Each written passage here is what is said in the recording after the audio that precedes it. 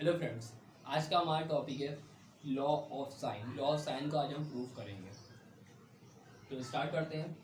हमारे पास एक मैंने यहाँ पे लिखा है consider an oblique triangle in A B B C and C A represent. मैंने एक ट्राइंगल को ड्रॉ किया है, ऑब्लिक ट्राइंगल। ऑब्लिक ट्राइंगल वो ट्राइंगल होता है जिसका जिसका एक भी एंगल जो है 90 डिग्री के इक्वल नहीं होता, बराबर नहीं होता।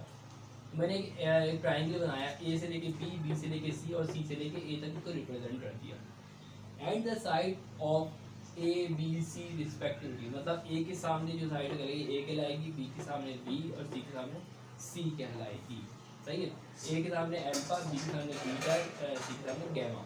ये चीज़ यहाँ तक खत्म हो गई। Now draw R normal on A B which divided into two parts. अब मैंने ये किया कि ऑब्जेक्ट ट्राइंगल है, मुझे प्रूव करना है, तो मैंने इस ट्राइंगल को ब्रेक कर दिया है।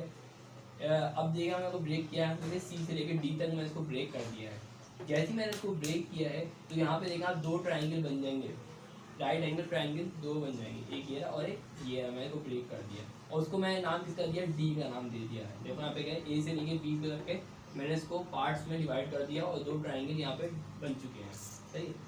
अब now and triangle A D सी।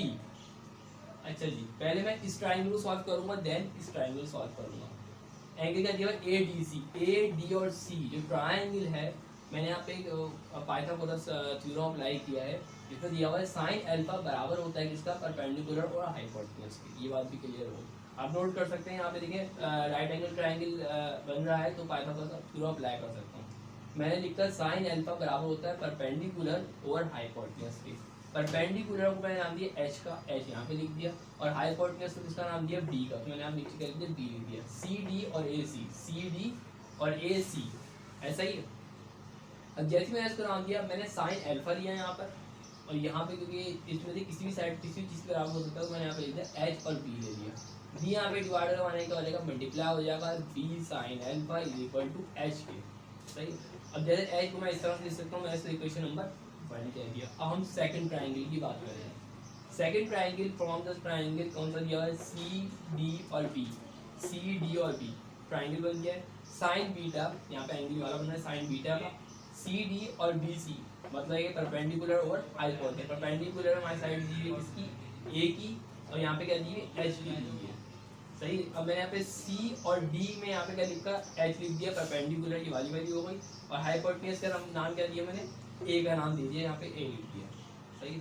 अब यहाँ पे ए यहाँ पे डिवाइड हो जाएगा, मल्टीप्लाई हो जाएगा, तो एच इसके बराबर इक्वल हो जाएगा। अब मैंने दोनों इक्वेशन को from equation 1 and equation 2 we have, सही, मैंने दोनों इक्वेशन को इस तरह से लिख दिया है।